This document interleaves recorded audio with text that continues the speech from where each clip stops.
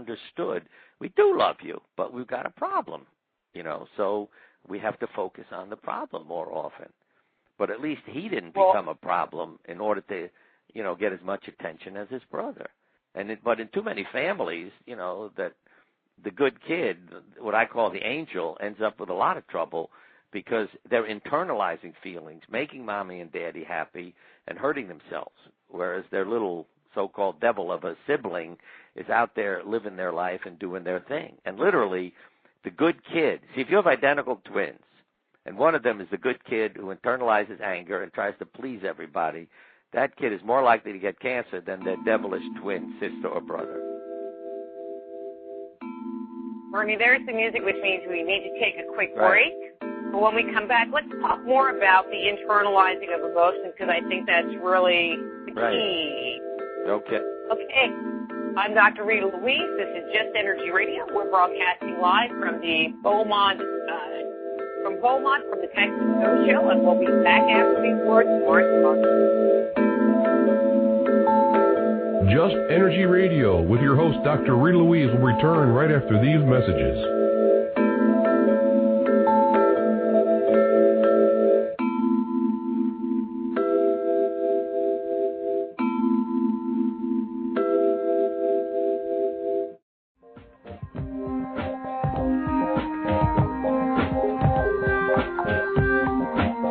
And now back to Just Energy Radio with Dr. Rita Louise.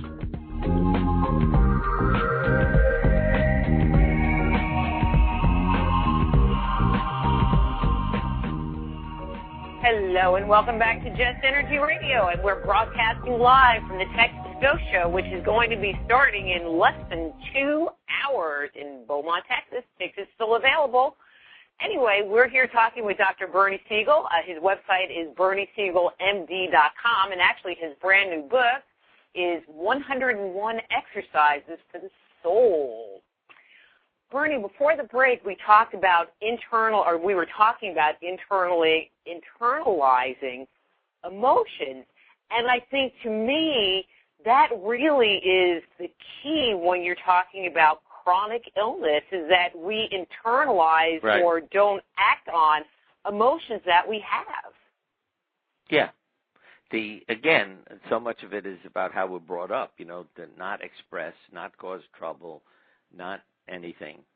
But I mean, something that I had mentioned to you, a word, reflections, that I use in another book.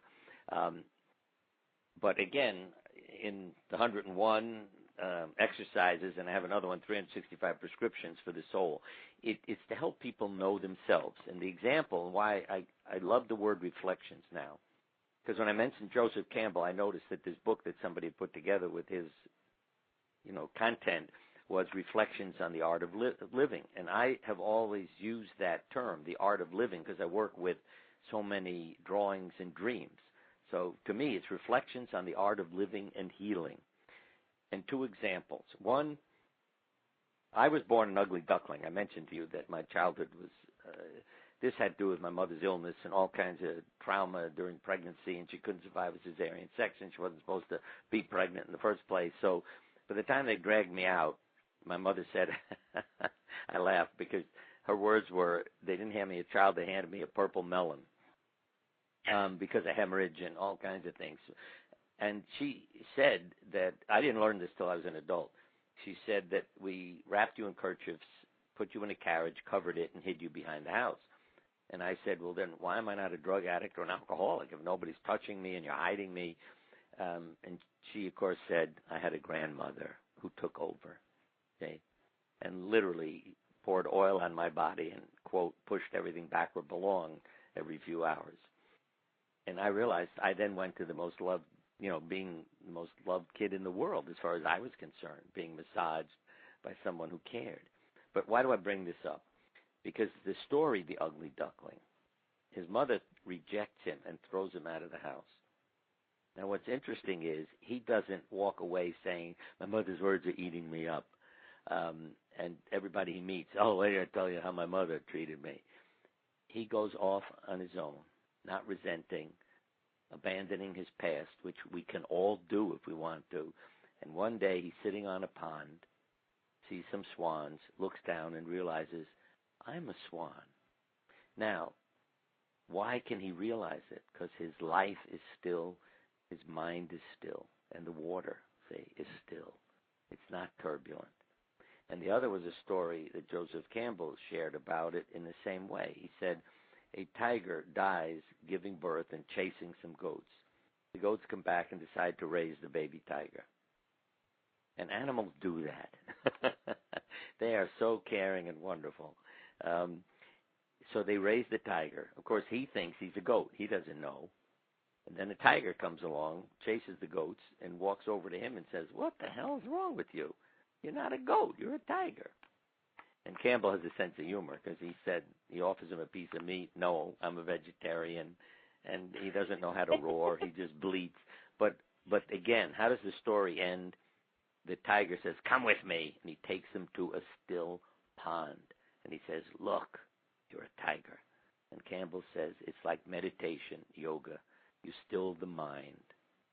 And boy, you know, more and more studies on meditation now too, that when you quiet your mind, you know, how it relates to your health and your life and all kinds of diseases and everything else. But how many of us really take the time to do that and are willing to do it? You know, a lot of us would rather be a victim than to say, no, I'm going to heal myself and my life and quiet my life.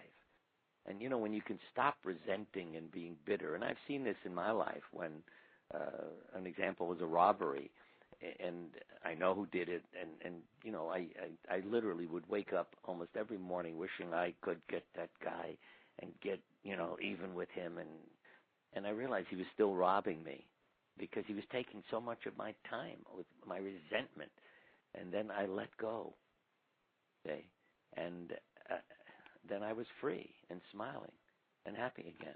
And a matter of fact, when one of our sons was robbed, I helped him in the same way. I said to him, wait a minute, don't get upset. He's calling the police, and I'm telling him, this man hasn't bought his mother a birthday present in 15 years, so he's robbed you, and now he can get something for his mother. And my son, you know, our son is looking at me like, you're out of your mind, but he was smiling because of his crazy father, see?